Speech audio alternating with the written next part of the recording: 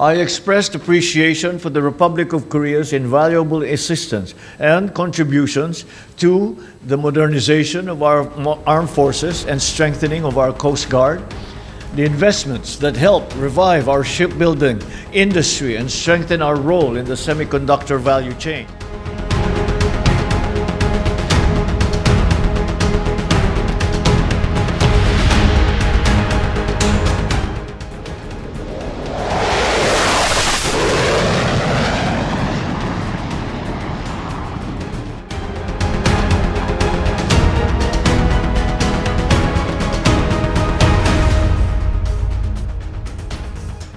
What does 11.88 billion pesos really buy in today's world?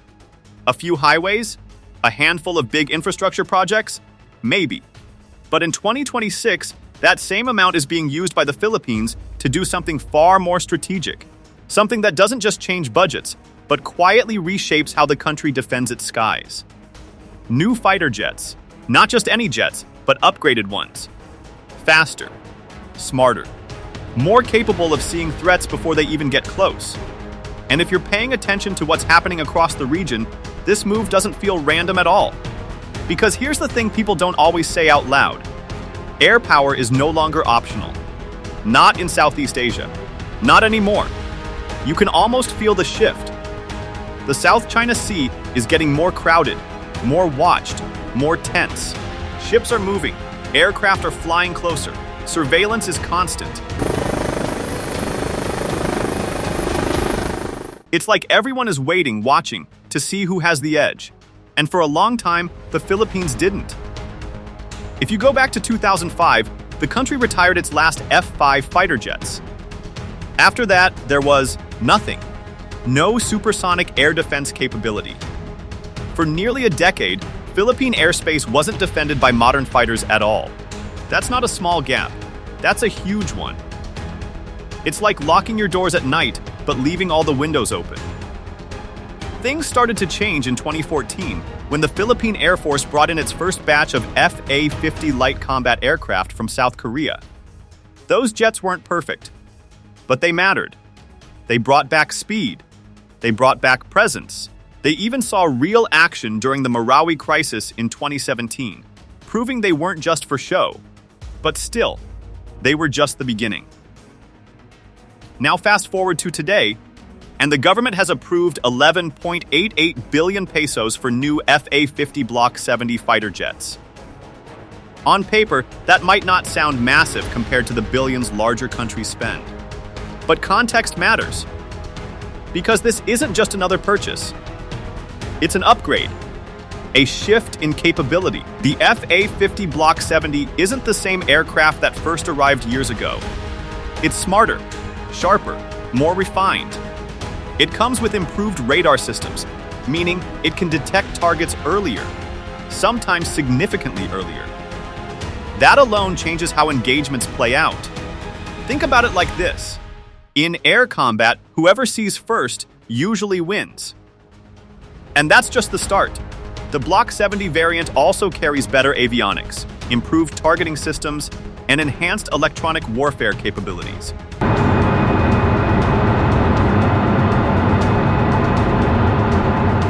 It can engage multiple targets more effectively.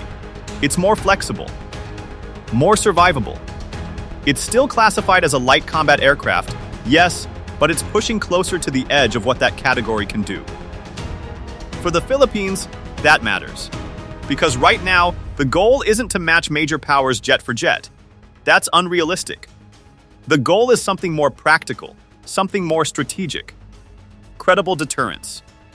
That phrase gets used a lot, but what it really means is simple. Having enough capability to make any potential threat think twice. Not to dominate the skies entirely, but to make sure your skies aren't easy to challenge. This new allocation also reflects something deeper: continuity. The Philippines isn't starting from scratch anymore. It's building on what it already has. The existing FA-50 fleet will now be complemented by more advanced versions, creating a more capable and cohesive air wing. That matters for training too. Pilots don't just fly aircraft, they grow with them. Moving from older variants to newer ones sharpens skills, improves coordination, and builds confidence. Over time, that creates a more professional, more capable force. But behind all this, there's also a strategic partnership quietly doing a lot of work. South Korea. The Philippines has developed strong defense ties with Seoul over the years, and this deal reinforces that relationship. It's not just about buying jets, it's about training, maintenance, and long-term support. That kind of partnership is important because modern fighter jets aren't buy-and-forget systems. They require constant maintenance, upgrades, and technical expertise. And that's where things get a bit complicated. Because buying the jets is one thing, sustaining them is another.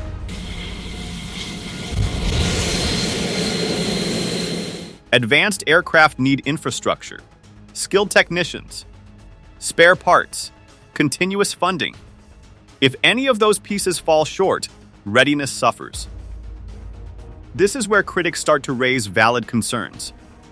Some argue that 11.88 billion pesos could be used elsewhere: healthcare, education, infrastructure. And honestly, that's a fair conversation. Every country has to balance defense with development. But here's the counterpoint. Security underpins everything. Without secure airspace, without the ability to monitor and respond to threats, even economic growth becomes vulnerable. Trade routes, cities, infrastructure, all depend on stability. And in a region where tensions are slowly rising, that stability can't be taken for granted. There's also the geopolitical angle. Every military upgrade sends a signal, whether intended or not. To allies, it signals commitment and seriousness. To potential adversaries, it signals capability. Sometimes reassurance. Sometimes warning. The Philippines strengthening its air force doesn't automatically escalate tensions, but it does change perceptions. It says, we are paying attention. We are preparing. And that message carries weight, especially when combined with joint exercises like Balikatan, where interoperability with allies continues to improve. Still, the FA-50 Block 70 isn't the final destination. It's more like a stepping stone, a bridge towards something bigger. Eventually, the Philippines is expected to move toward acquiring full multi-role fighter jets, aircraft capable of deeper strike missions, stronger air superiority roles, and more advanced network integration. That's where the real transformation happens. But you don't jump there overnight. You build toward it, step by step. And this 11.88 billion pesos investment? It's one of those steps. A careful one, a calculated one. Looking ahead, there's also the question of integration. Modern warfare isn't about isolated systems anymore. It's about networks. Radar systems talking to aircraft. Aircraft linking with ground defenses. Data flowing in real time. If the Philippines can successfully integrate these new jets into a broader defense network, combining surveillance, missiles, and command systems, then their impact multiplies. If not, they risk becoming just standalone upgrades. And that's the real challenge going forward. Not just buying capability, but connecting it. Because at the end of the day, this isn't just about jets. It's about readiness. It's about making sure that when something unexpected happens, whether it's a security incident, a crisis at sea, or an airspace violation, the response is fast, coordinated, and confident. And maybe that's the biggest shift of all. For years, the Philippines was catching up, rebuilding, filling gaps. Now, it's starting to move forward with intent. Not at the pace of global superpowers. Not with unlimited budgets, but with something just as important: direction. And in a region where the balance of power can shift quietly, sometimes direction is everything. If you found this analysis valuable, share your perspective in the comments.